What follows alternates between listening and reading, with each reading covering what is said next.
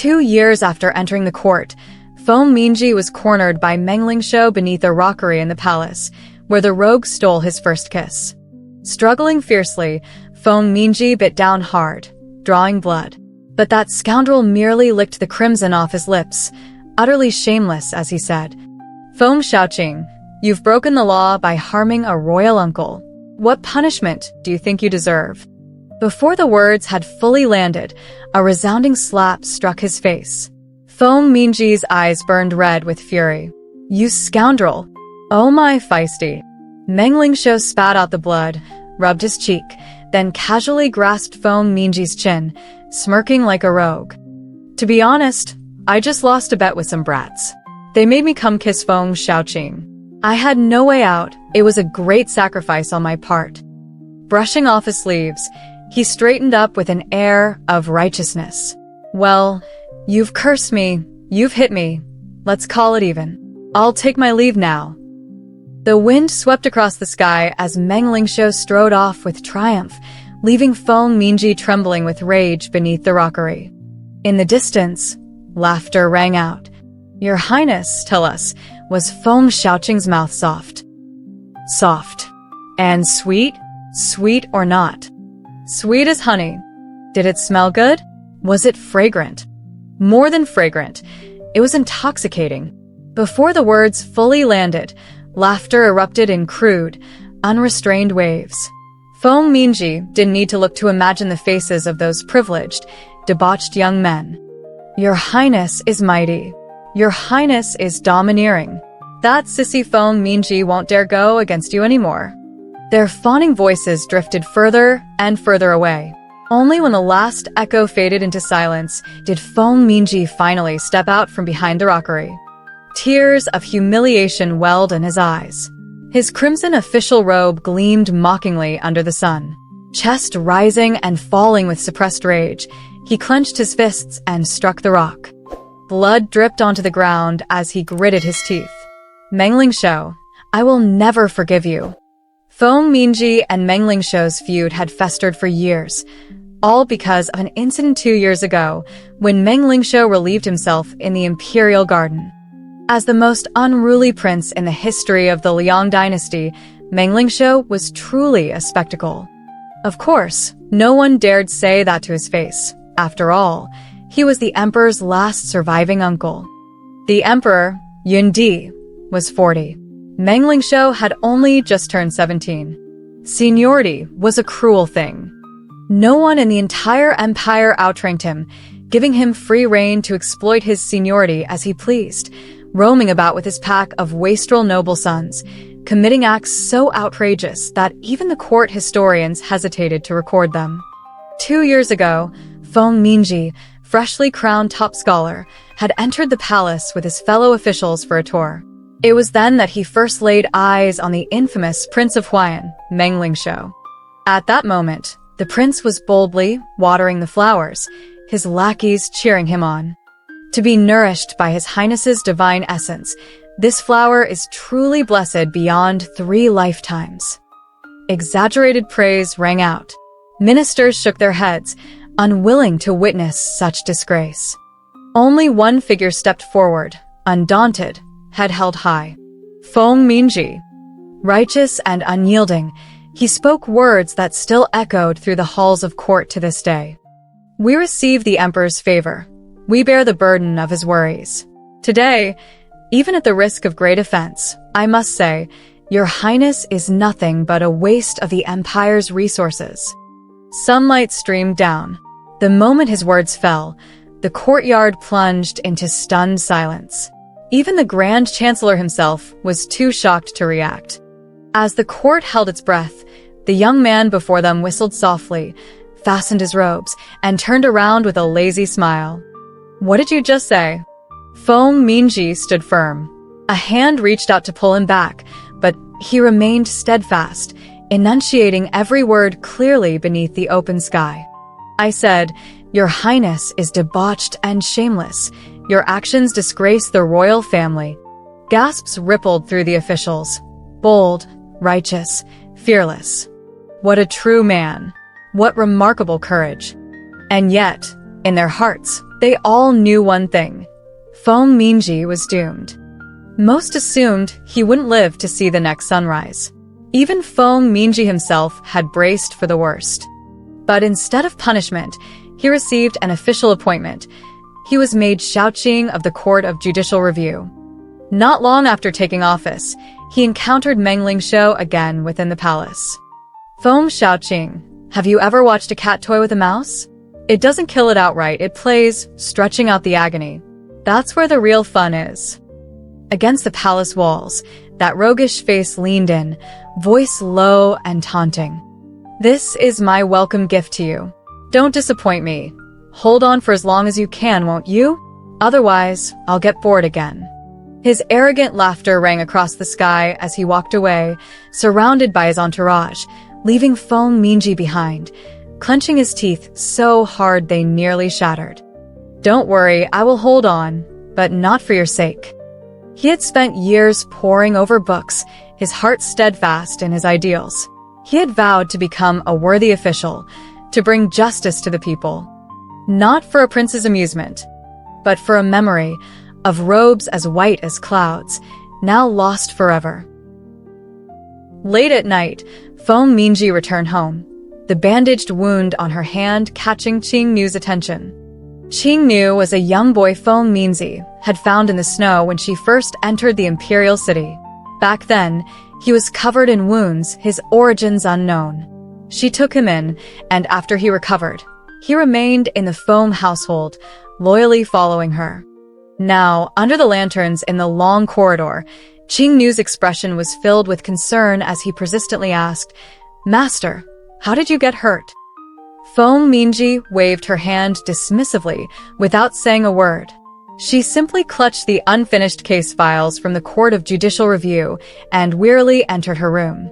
Leaning against the door, she remained still for a long time. The silent humiliation she had endured during the day left only bitterness in her heart.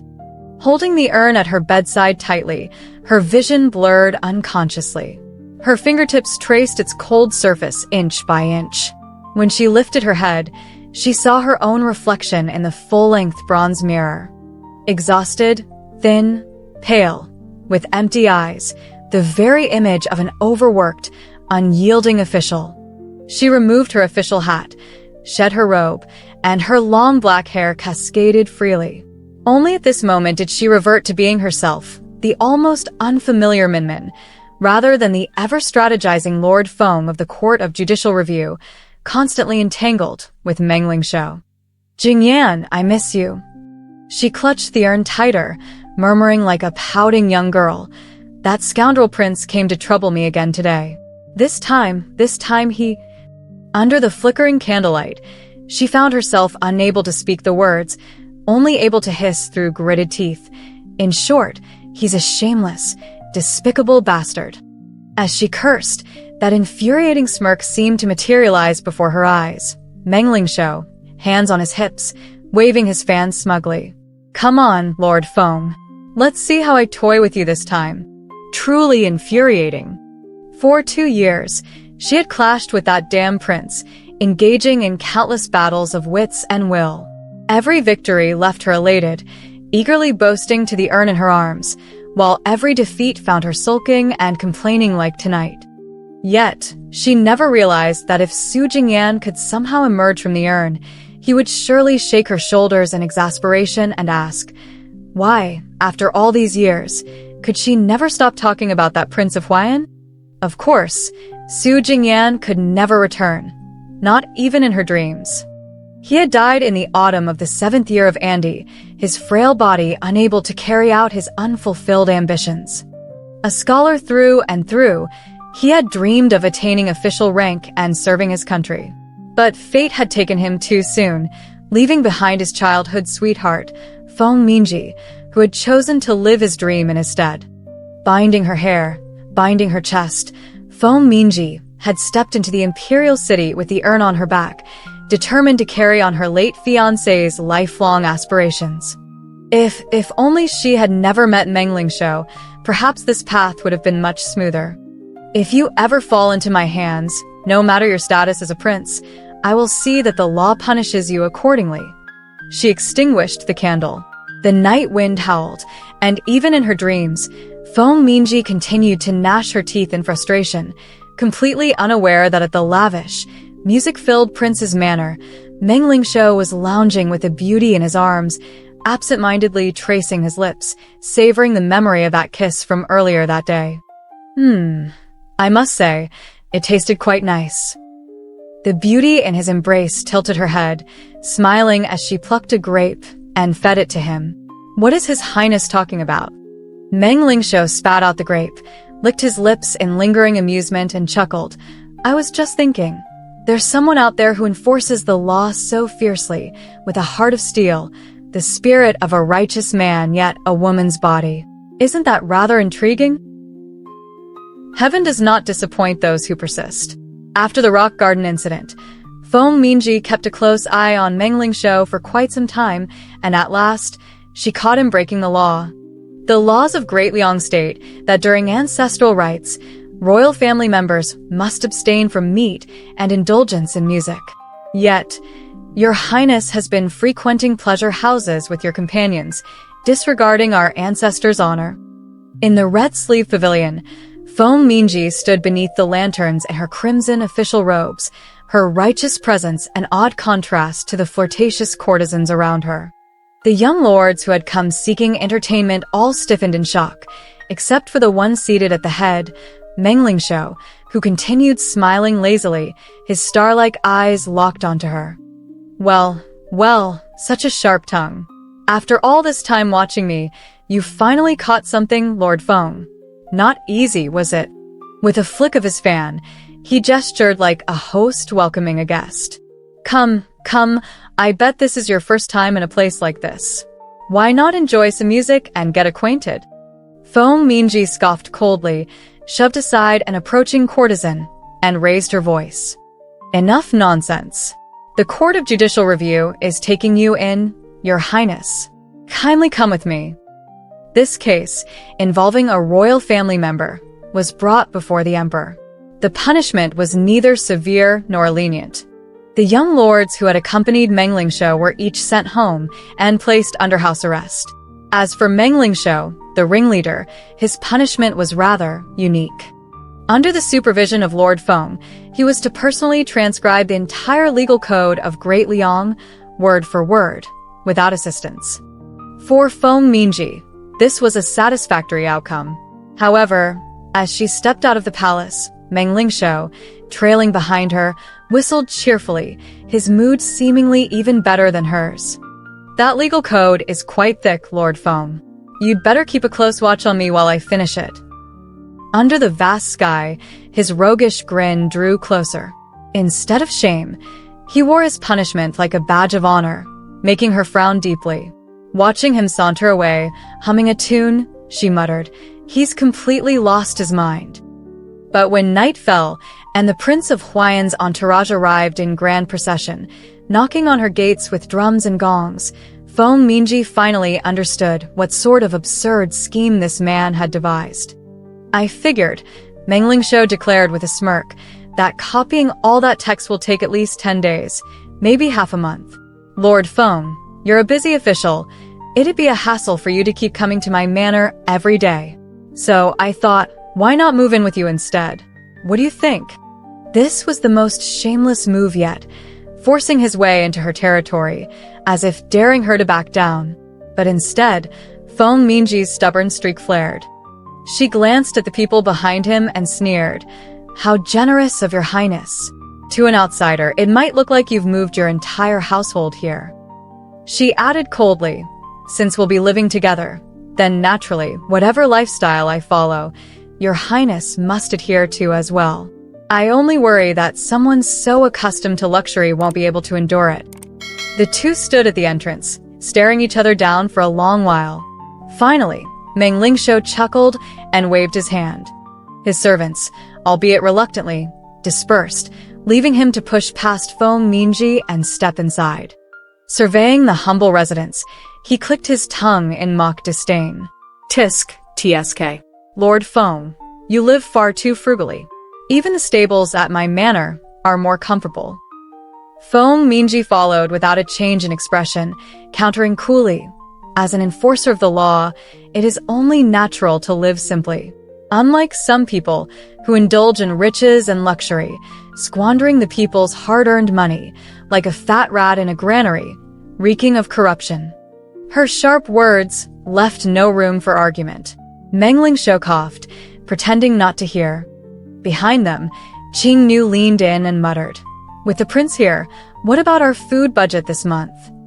"It's cut in half. Vegetarian meals only. I'm not feeding freeloaders." Feng Mingji's voice was just loud enough for Meng Lingxiu to hear. He halted mid-step, grinding his teeth inwardly. "Damn you, Lord Feng. You're ruthless." Thus began their life of eating and living together. Every day, after returning from the Court of Judicial Review, Feng Mingji would retreat to the study to review case files, while Meng Lingxiu sat nearby, copying legal texts. Between them lay a dark, ominous ruler.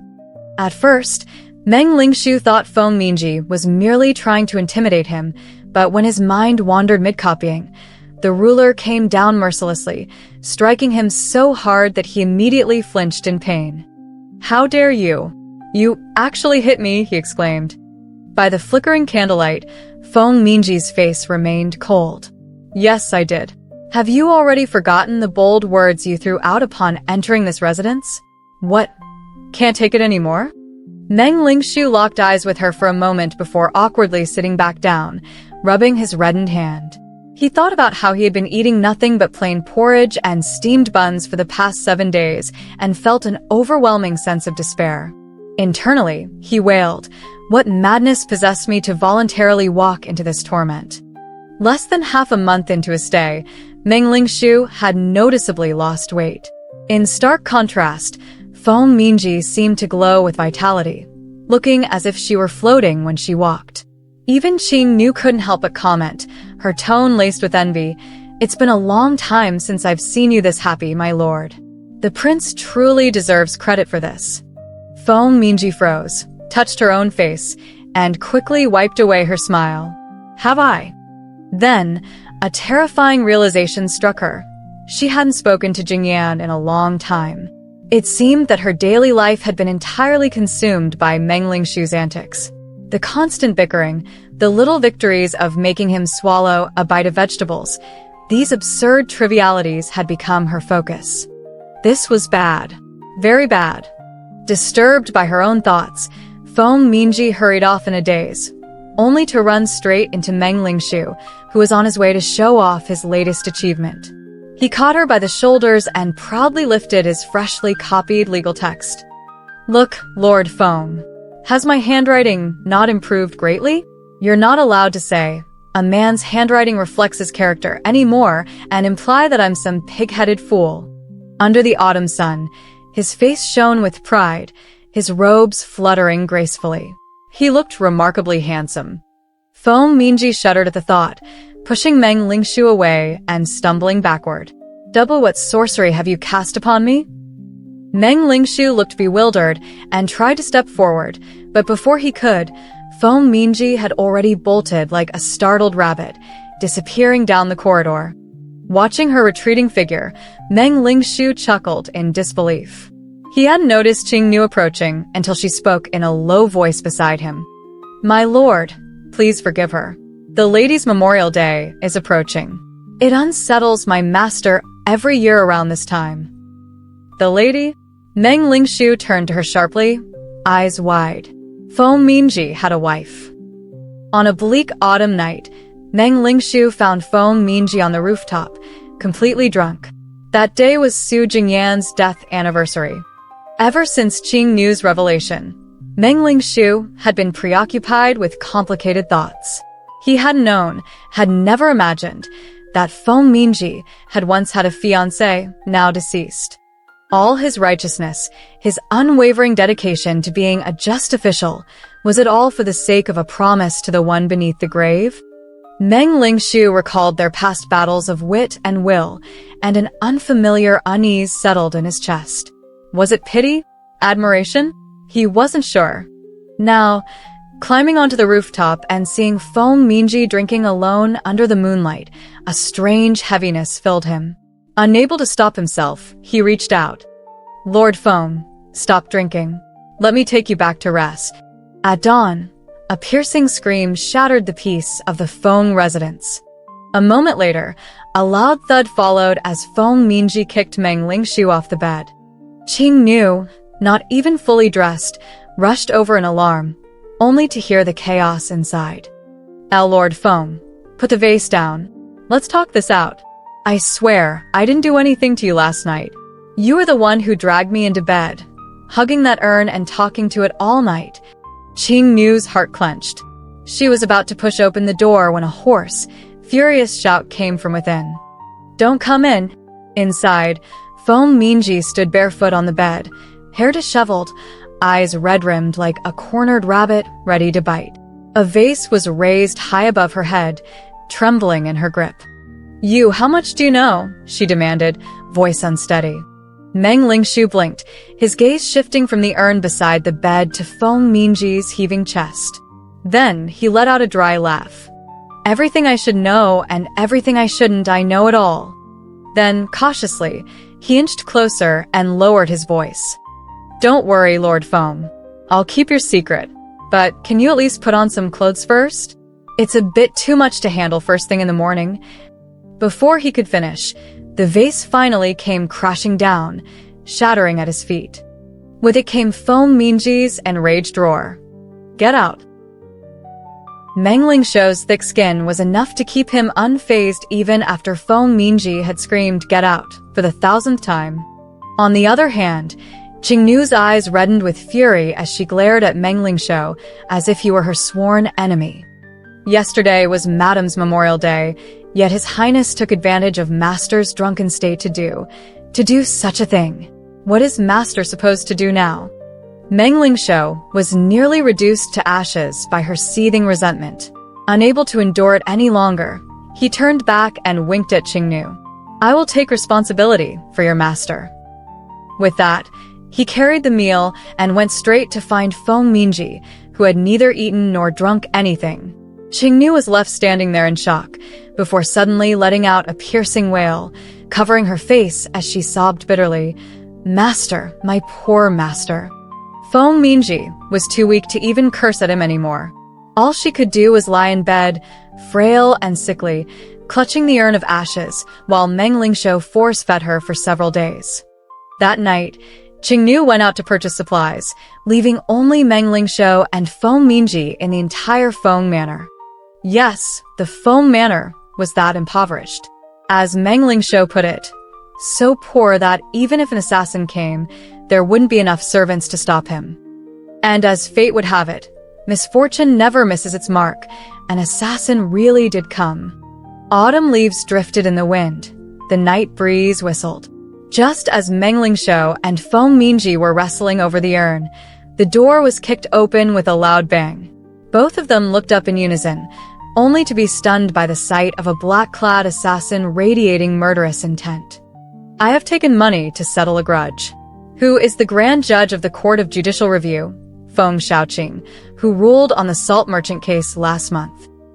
Meng Lingshu's mouth hung open. It took him a long moment to find his voice. We are both not. The assassin let out a cold snort, his blade gleaming like snow. Then you can die together. Meng Lingshu grabbed Feng Minji and leaped out of the window, fleeing for their lives. She was still clutching the urn, refusing to let go. Meng Lingshu didn't even have the energy to scold her anymore. He simply pulled out a signal flare from his robes and fired it into the sky. Under the dazzling red light, he sprinted through the night with Feng Minji on his back. The royal guards will be here soon. Just hang on. I say, can you at least drop that urn? It's digging into my back. They ran frantically for their lives. Fortunately, the night was moonless and starless, and the assassin was unfamiliar with the layout of the Feng Manor. With Feng Minji's guidance, Meng Lingshu managed to find the woodshed and slipped into a hidden corner. In the darkness, the two of them huddled together, holding their breath and listening intently to the movements outside, their bodies trembling uncontrollably. Your Highness, just hand me over, Feng Minji whispered, clutching the urn tightly, her eyes glistening with tears. They couldn't keep hiding like this. The assassin would find them sooner or later. She couldn't drag him down with her. Hand you over? You're a woman, I'm a man. If anyone's going out there, it'll be me. Meng Lingxiu snapped in a low voice, momentarily stunning Feng Minji. His chest heaved, his heart pounding. He had spent his whole life indulging in pleasures, never encountering such mortal peril. Damn it! What are the royal guards even doing? Why aren't they here yet? Cold sweat dripped down as he prayed. But outside, footsteps were drawing closer. The wind rattled the windows. Meng Lingxiu and Feng Minji lifted their heads at the same time, seeing their own terror reflected in each other's eyes. A man lives only once. If we must die, so be it. Meng Lingxiu cursed under his breath and suddenly stood up. Feng Minji, alarmed, reached out to grab him. He turned back, his breath quick and uneven. There's something I need to say before it's too late. Before Feng Minji could react, Meng Lingxiu leaned in, pressed his hand against the back of her head, and kissed her in the pitch-black darkness. Soft, sweet, intoxicating. What had started as a playful remark had turned into a long-awaited moment of passion. A rush of heat flooded Feng Minji's mind, leaving her dazed. She didn't come back to her senses until Meng Lingxiu released her, panting, and rested his forehead against hers. Feng Minji, I have feelings for you. You better stay alive for me. With that, he stood up, his robes billowing as he dashed outside without looking back. Before long, his voice rang out in the night. Come on, I'm right here. Yes, I was the one who ruled on the salt merchant case. I uphold justice with righteousness and integrity, and I fear no petty villains.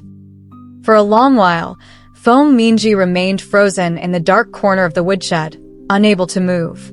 She clutched the urn in her arms, lowered her head, and let the tears fall uncontrollably, soaking into her racing heart. His left shoulder was wounded. Had the people from the prince's manor arrived any later, Meng Lingxiu's arm would have been crippled. Copying the legal text was out of the question, so Feng Minji took it upon herself to continue the task. She moved the books to his bedside, copying the texts while also tending to him. Meng Lingxiu enjoyed his convalescence so much that he had no desire to leave. He continued his act for another half a month before Feng Minji finally saw through his pretense. That day, she slammed the medicine bowl down and turned to leave, but Meng Lingxiu swiftly grabbed her wrist. Having brushed past death, I've come to realize many things. Don't you want to hear them? I don't. Lying in bed, Meng Lingxiu raised an eyebrow and grinned.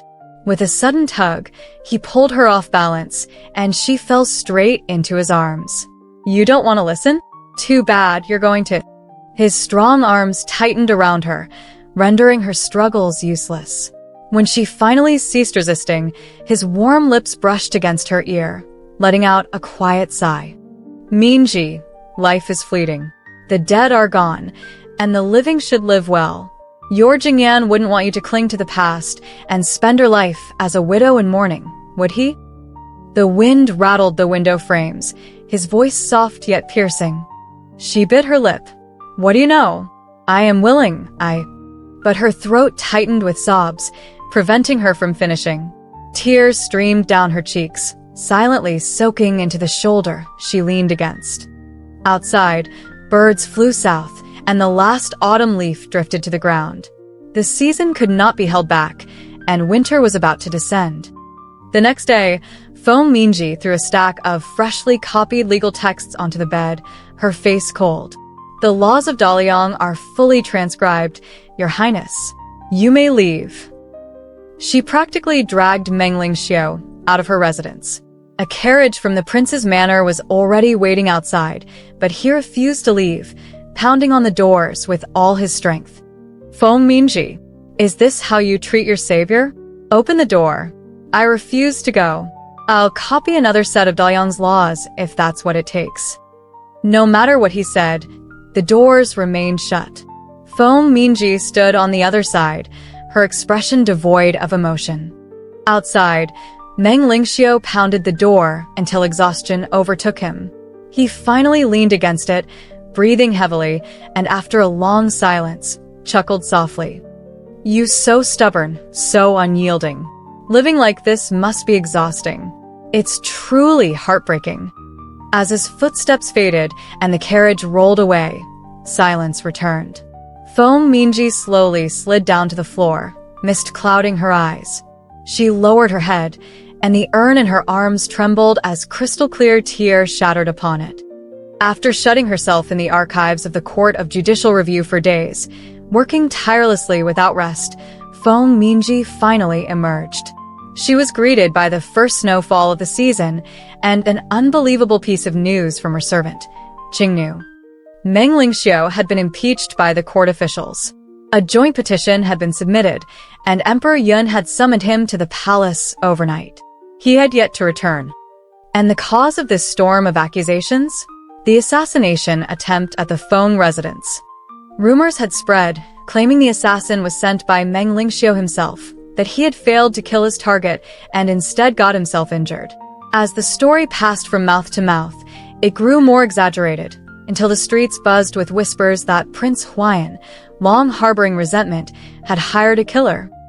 Locked away in the archives, Feng Minji had been oblivious to it all. Known for her integrity and impartiality, respected both in court and among the people, her name had fueled public outrage against Meng Lingxiu. Like a spark to dry tinder, the scandal erupted beyond control. What made things worse was that in her absence, Qingnu had remained silent in the face of the rumors, inadvertently confirming them. His stance cemented Meng Lingxiu's supposed crime in the eyes of the people. The day Meng Lingxiu came to Feng's residence seeking answers, Qingnu met him with cold indifference. When he finally realized the truth, he staggered back, shaking his head, then let out a long, bitter laugh. "So she truly despises me this much." Now, standing in the falling snow, Feng Minji listened to Qingnu's account in stunned silence. Her hands trembled as she slapped away the umbrella he offered. Why did you twist the truth and frame him like this?" Snowflakes danced around them as the young servant pressed his lips together and lowered his head. "Qingnu only wanted to seek justice for you. That prince, he claimed he'd take responsibility, yet he left you wounded like this. You locked yourself away, refusing to see anyone." Qingnu couldn't bear to watch. The more she listened, the more absurd it became. Frustration boiled over, and she stomped her foot. "Wrong, all wrong. It's not what you think at all." Qingnu looked up in shock, but Feng Minji had no time to explain. Without another word, she turned and ran toward the palace. The wind howled through the snow, and the sky was eerily silent. At the palace gates, Feng Minji saw Meng Lingxiu slowly approaching, leaning against the city wall. His legs were trembling, and blood was seeping from his knees, starkly visible against the backdrop of the swirling white snow. Feng Minji had already heard the rumors. Emperor Yun had been enraged and had punished Meng Lingxiu by making him kneel in the snow for an entire night. Both of his knees were cut by the ice and snow. Now, as the two of them stood facing each other across the snow, they couldn't see each other clearly through the storm, but a rush of warmth welled up in Feng Minji's eyes. She nearly took 2 steps forward before her throat caught with emotion, and she began to incoherently explain herself to him. But Meng Lingxiu only stared at her, saying nothing. Feng Minji, feeling desperate, turned to rush into the palace. I'll go to the emperor and clear your name." Finally, his hand grasped hers, and his voice was tired. "The emperor is in a fury and refuses to see anyone. You should wait until later." With that, he gently released her, continuing to lean against the city wall, taking one step at a time through the snow. The wind blew through his clothes, and Feng Minji stood frozen, not sure whether to help or hesitate. She turned to the palace guards. "Where's the prince's carriage? Why hasn't anyone come to escort him?" The guards looked conflicted. His Majesty gave orders that on the way back from the palace to the prince's manor, the prince is not allowed to ride in a carriage, nor is anyone permitted to assist him. No attendants are allowed to follow. It seemed that Emperor Yun was truly furious and had made up his mind to punish Meng Lingxiu. Feng Minji looked at the figure struggling against the wind and snow, took a deep breath, and without further hesitation, stepped forward and, without asking, lifted Meng Lingxiu onto her back. What are you doing? Caught off guard, Meng Lingxiu struggled in her arms. The palace guards quickly stepped forward to stop her, but Feng Minji turned around and snapped. Minji is not from the prince's manor, and his majesty did not forbid me from carrying the prince, did he? The guards hesitated, their mouths opening and closing, unable to respond. Meng Lingxiu, unable to hold back any longer, buried his face in her neck and let out a low laugh, shaking his head and sighing. You really know the law, don't you? You're quite skilled at exploiting legal loopholes. The journey turned out to be longer than expected, and as they walked, more and more people gathered to watch. Word spread quickly, and before long, even the officials leaving court stopped to watch, their faces full of shock. But Feng Minji paid no attention to the onlookers, gritting her teeth and carrying Meng Lingxiu, step by step, through the snow. The crowd began to stir, whispering in confusion and misunderstanding. The Prince of Huayan is riding on Feng Darren's neck? This is too much. Where is the law? Someone tried to approach and pull Meng Lingxiu off, but Feng Minji stopped them with a sharp command. Do not touch the prince. Breathing heavily, she glared at the crowd, shouting, It's not what you think. Blood dripped from her knees, leaving a trail in the snow, as the thin figure of Feng Minji carried the once proud prince, moving forward with difficulty while loudly defending him. The prince did not send someone to assassinate me. It's all a deliberate frame-up. The prince risked his life to save me, and that's why I survived. The prince is innocent, and he shouldn't be punished. When Qingnu arrived, the snow was falling heavily. What he saw was a scene that made his heart ache. The people had automatically parted into two lines, and the blood trail stretched behind them. Beneath the vast sky, Feng Minji, dressed in bright red official robes, carried Meng Lingxiu, while passionately arguing with the crowd. I was not coerced. Every word I speak is from the heart. Yes, the prince's actions may be absurd, but he has never done anything truly immoral. Is this road forbidden? This is the vast land of the empire. Who sets the rules for the path? Her hoarse voice echoed through the sky. The wind and snow stung her face, and Qingnu's eyes glistened with unshed tears. He hurried forward, opening an umbrella to shield them from the storm. Feng Minji turned to look at the young man, whose eyes were glistening with tears. She squinted slightly. You've come. They exchanged a knowing smile, the gap between them finally closing. Nothing more needed to be said. Under the umbrella that sheltered them from the sky, the three of them silently advanced together, moving as one through the snowstorm. At this point, Meng Lingxiu finally lowered his head, a smile mixed with a sigh. Why are you doing this? Feng Minji paused for a moment, a smile tugging at the corner of her lips. Her eyes, bright and clear, were the same as they had been 2 years ago, when they first met in the palace. The prince saved my life once, and now, because of me, he's suffering. Let's consider it even. Meng Lingxiu paused, then shook his head and chuckled softly. After a long while, the wind carried a quiet voice. This prince and Feng Shaoqing can never be even. Later, Meng Lingxiu told Feng Minji that the accusations from the court officials were nothing compared to what had truly angered his imperial nephew, the emperor. It was all because of a conversation. Your Majesty, please retract the marriage offer. I already have someone in mind. Who? The Deputy Minister of the Supreme Court, Feng Minji. At the time, the prince's manor was preparing for a grand wedding. Meng Lingxiu stood beneath the bright red wedding symbols, grinning as he placed Feng Minji's hand on his chest. So, Minji, come and take me away. As long as you come, I'll go with you. Feng Minji pulled her hand back and muttered with a frown. I won't do such a thing. He had once offered to help her fake her death and live as a woman again. But she didn't want that. She felt she had already betrayed Su Jingyan emotionally, and she couldn't betray him in terms of faith as well. She wanted to serve as an official for her whole life, to carry on his ideals of integrity. But Meng Lingxiu refused to listen.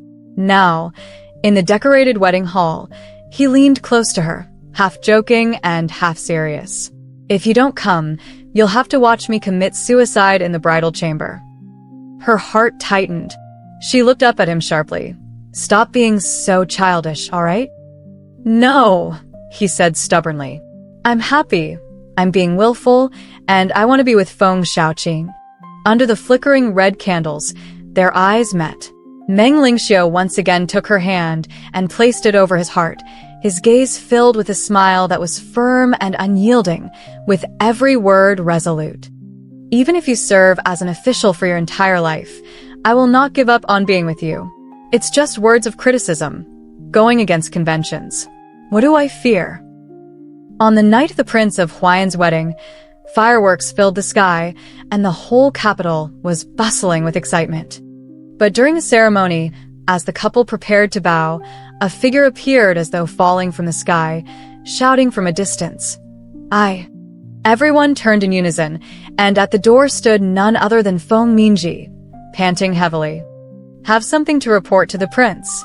There was an uproar, and as Meng Lingxiu turned to look, his eyes lit up. He released the hand of his bride-to-be and met the figure at the end of the light. He smiled proudly, while she looked at him with helpless eyes. A firework exploded in the sky. She took a deep breath, closed her eyes, and ran forward, grabbing his raised hand.